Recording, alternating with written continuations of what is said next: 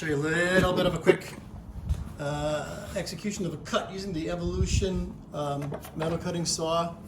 This blade is insane. Pretty wide too. It's actually like probably 2 or 3 millimeters wide. So the kerf, if you know what a kerf is, you actually have to measure and think about how much you're cutting when you're using this thing. I'm gonna cut some 2-inch square pipe that actually is bent and in terrible shape because someone blasted through my fence out there when they were drunk and left me with a bunch of fence pieces, which I'm using to make my jig. There's some underneath the stairs there too, see them? And this piece is perfect for one of the main bottom parts there. So this stuff isn't very thick walled. It's probably 16, actually more like 18 gauge, but just watch how fast it works.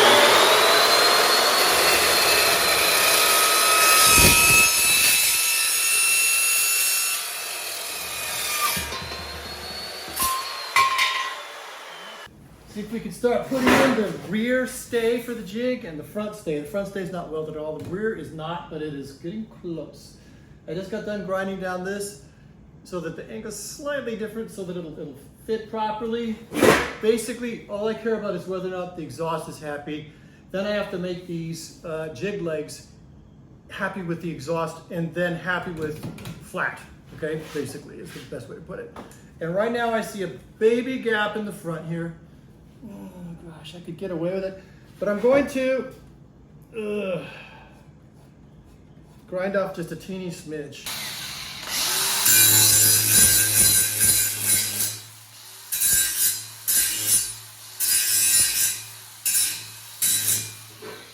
Out of alignment.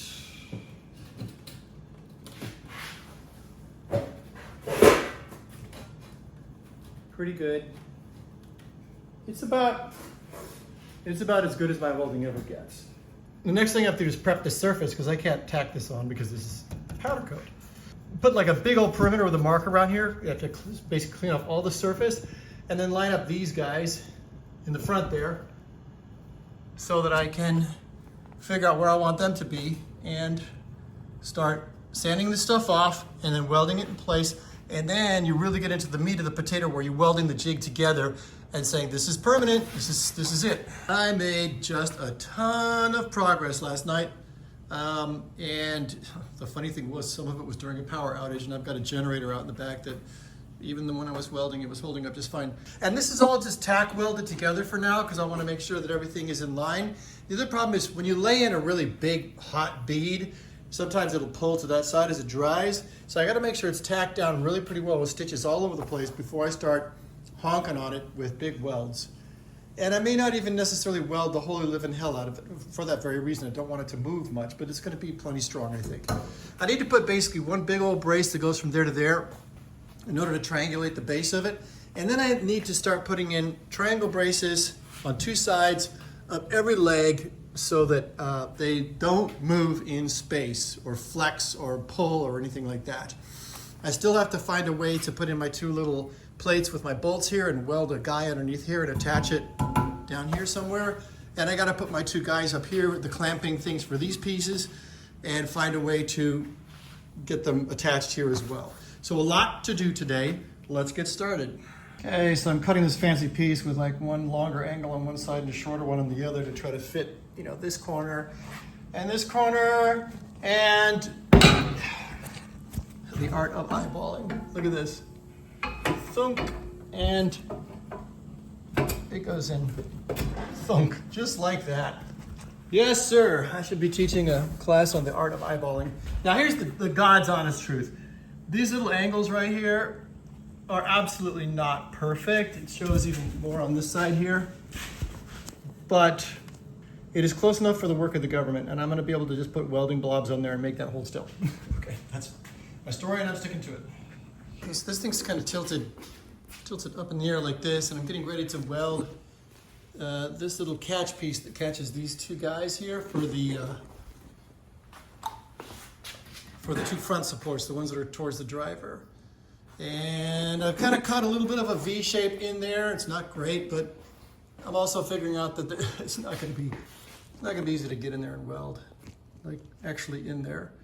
So I'm going to just do my best to tack it in place, and we'll figure out how to weld it more solidly in a bit. Try an experiment, a little compatibility experiment actually. So this piece will fit this particular donor exhaust perfectly. Then it should fit that one. Let's test it. Walking over here, testing my jig, making sure everything fits and nice and compatible. Here we go. Let's see what we got. Look at that shit. That means I'm on the right track, and that of course McLaren's jigs are straight. Got an issue with these two lower mounts, these hangers here, and I'll show you what I'm talking about. Basically, they don't line up. You see the other one down there? They're off. Like one sticks up more than the other. So now I got to go out and check the other one that's out in storage, and see if they're in the same situation. That this one here is bent forward. See what I mean? And the other one is bent backwards a little bit, and so they ride differently. And I'm trying to put a straight piece of metal across here, and it doesn't line up. And I'm trying to figure out if I'm going to bang this guy back into submission, or if they're just built that way. Now I remember why these things could have gotten bent. Because when these things got shipped on both boxes, these mounting points stuck through the box. Probably could have been packed a little better. I mean, the box was the perfect size, but unfortunately, these were sticking out. So let's check the registration on these guys real quick. See if we can see this on the video. They're both off. You see that? So I got to think about how this is. This is upside down, and so this guy is basically more level, and this one tips upwards in front if you were to flip it over. So let's check it on the other one. You know, I think it looks exactly the same way on the other one. It could just be that McLaren made them this way. So I decided to give these guys the benefit of the doubt. I have gone ahead and just bolted these up, but still you have this thing where one of them wants to lift up a little bit. See that? And so I am going to take this off and go try it on my other exhaust and see if I have the same situation. Okay, we're outside looking at the other exhaust, and it fits perfectly with that weird angle. So I think the weird angle is from the factory, and I'm going to go ahead and honor it and weld this piece in at this weird angle. Well, I took this piece off, literally put it like this down on the ground, smacked it from above with a really heavy sledgehammer a couple of times. But yeah, it's matching the plane of this bar, and I'm going to go ahead and tack it down and move on with my life, basically. I've killed probably an hour on this. And once I had this bolted up and hanging in the air, you know, making these guys slightly taller and then carefully shaving them down over there on, you know, the grinding wheel in order to, you know, make them fit and stuff, was like, put it in, too big, put it in, too big, grind it, put it in, too big, you know, that kind of thing until you got it just right. It took a while. So we're working on this guy now. Right here, this guy right here. And I got to make two angles that come out this way and go right there, and one right here and there. And the last thing I want to make is a little piece of angle iron that just kind of goes under here and grabs this, or maybe even just a U-clamp that faces upwards. It just says, here's where this tube goes. Every single place that needs to be attached to something else or supported by something, including this guy, which supports the tube right here, the places where everything is grabbed, it's all done. Right now, I'm gonna actually do a thing where I try to tie things together or put in triangles. Like for instance, for this guy, I would want to put in a triangle that goes down from here to here in order to keep it from wanting to pull inwards or outwards while I'm welding. But I'm gonna do a sort of a crazy scheme, potentially, where I maybe tie this guy to this guy and then this guy down to here, or at least to this guy. That kind of thing, like a minimum amount of tying together, but enough to make it so that these things are really robust and they can't flex this way or that way, or this way or that way. And that's what's gonna happen today. The nice thing is you could just take this whole mess, if you have like let's say that you're trying to weld from underneath, you can just pick the damn thing up and flip it around, and you can even flip it upside down and you can still weld.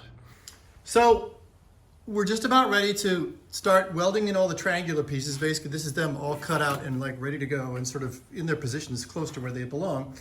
But the thing that is the dirty little secret about welding, especially when you're welding with pieces of fencing that you got because someone ran into your fence and you had to cut it up into small pieces so you'd have some stock to use to make your jig, is you got to get rid of all the powder coating on the edges, okay? You got to get rid of all the powder coating, the black stuff. It needs to be, basically I'm going to hit it with the flap wheel or the sander, the belt sander over there or something, and basically expose these edges so that I can actually weld. And then I have to make a mark on here and make, you know, one of these guys by using the flap wheel to grind off a spot, because you can't weld it to this either because this is also powder coated.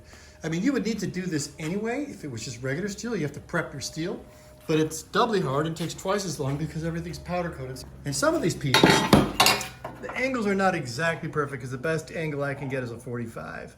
So I got to try to grind these down and make them a little more flush too. That's why this is slightly oversized. And that part's going to suck too. So I'm going to probably be at this for at least an hour or more, just prepping parts. The thankless job of welding.